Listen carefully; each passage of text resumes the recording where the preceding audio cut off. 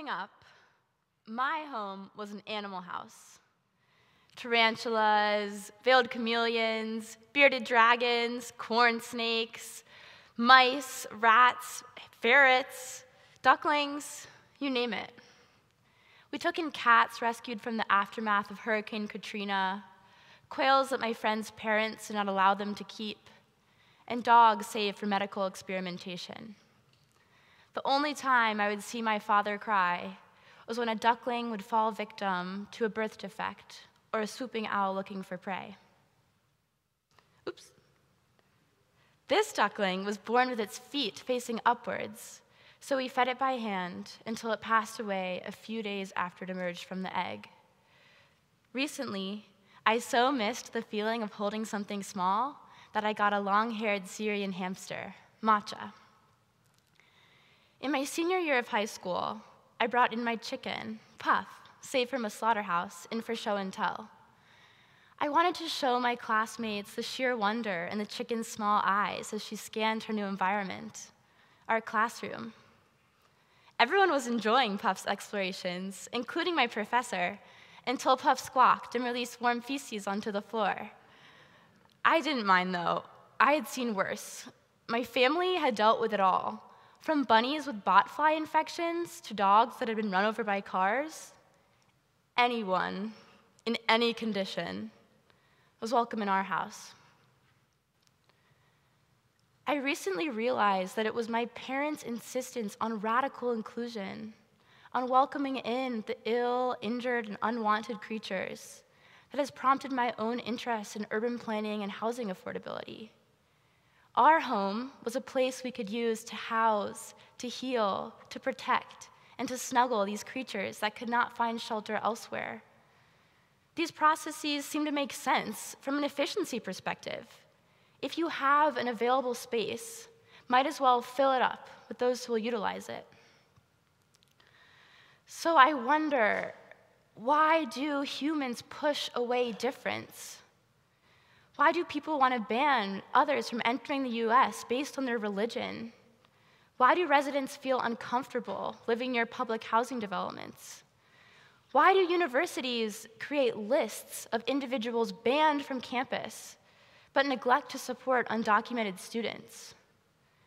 Why has the concept of home become something to protect and to exclude?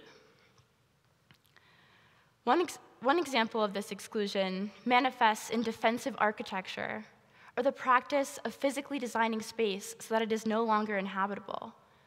Examples in courtyards and plazas across the world include pointed spikes on ground materials or park benches that are impossible to sleep on. This is an attempt to control who uses which spaces at which times, especially discouraging people experiencing homelessness from lingering in public areas. But would you blame someone without a park bench for taking refuge?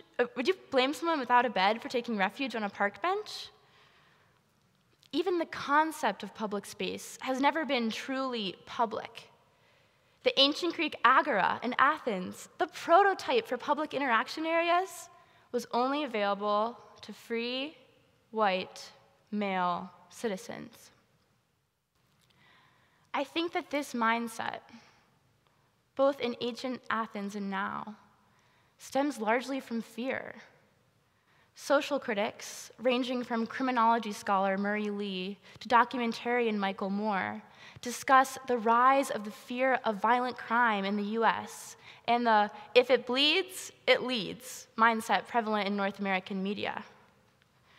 News sources aside, in actuality, violent crime peaked in 1991 and fell in the following decade. While it has increased recently in some cities, the homicide level in Chicago is still much lower than it was 25 years ago. This graph depicts the decrease in the national homicide rate since 1995.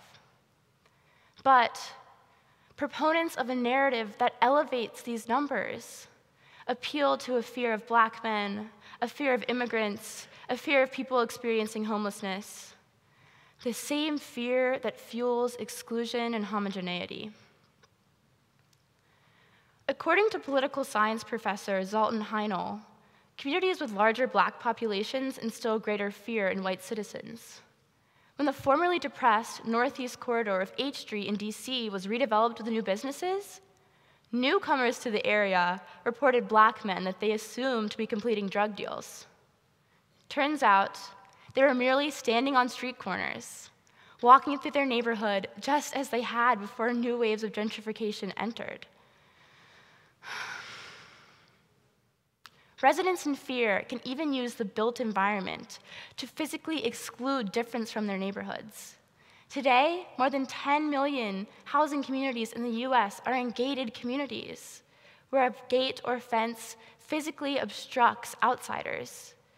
Various euphemisms for marketing gated communities include landscape resort community, master planned community, or secluded intimate neighborhood.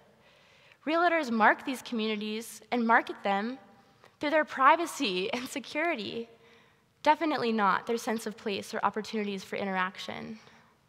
Capitalism's drive for profit accumulation fuels commercialization of lockboxes and security systems as homeowners invest in privacy rather than the essential social capital for social cohesion.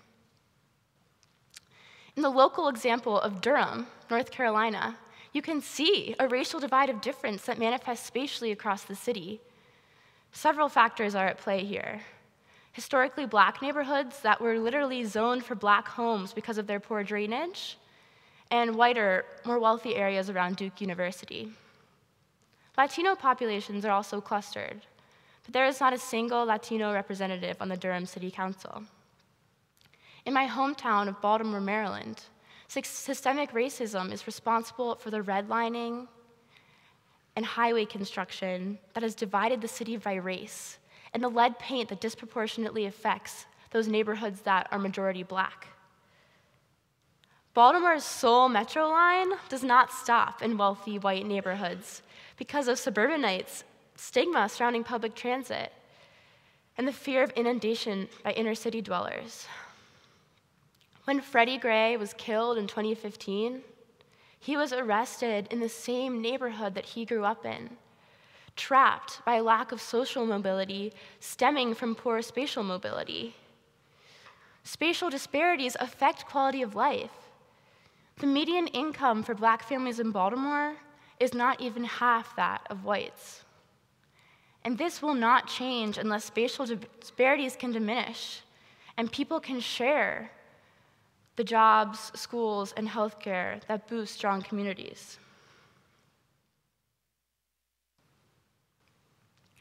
For starters, we can reclaim streets from automobiles and make them for people again. One of my urban planning role models, Alex Washburn, who you just heard speak, has left his office as the chief urban designer of New York City and set up an open house in his home in Red Hook, Brooklyn. He invites people to come to his home and discuss Hurricane Sandy recovery and the influx of capital from the new neighborhood IKEA store. Social bonds created through engagement build community, and I don't think we can do this with fences around our houses.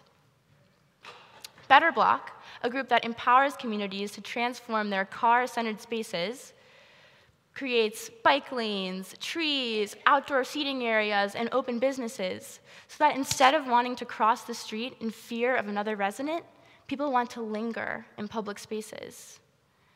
Better Block's model encourages the social interaction that drives social cohesion, and they're not the only group that thinks this way.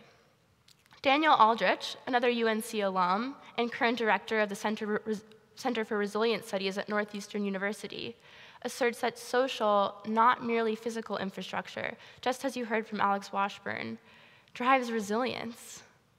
If communities can't talk to other diverse minds, we won't be able to share the resources that are essential for success. One example of the value of social capital exists in Minami-Sanriku, a Japanese coastal town that was destroyed after the 2011 tsunami and earthquake. In the wake of mass destruction, as Minami-Sanriku residents did not know whose land was whose, they started crafting together, building a community art space, and creating a mascot, Octopus Kun, as a symbol for unity. They ended up selling the brand and the toy and gaining enough revenue to rebuild their homes. According to Harvard Law professor Gerald E. Frug, there is no legal definition of community. It is instead an informal phenomenon that must be intentionally pursued. I'm not trying to suggest that everyone should leave their doors unlocked all the time. We still need to be aware of our surroundings. But small pushes towards connection might start to dissolve the individualism found on suburban curvilinear streets. Be like the residents of Mimasanriku. Make an octopus kun for your neighborhood. Walk on the street and talk to who you see. Work in a community garden. Make dinner for the family next door that just moved in. If your town allows it, consider raising ducks. Might be a great conversation starter with the neighbors. Thank you.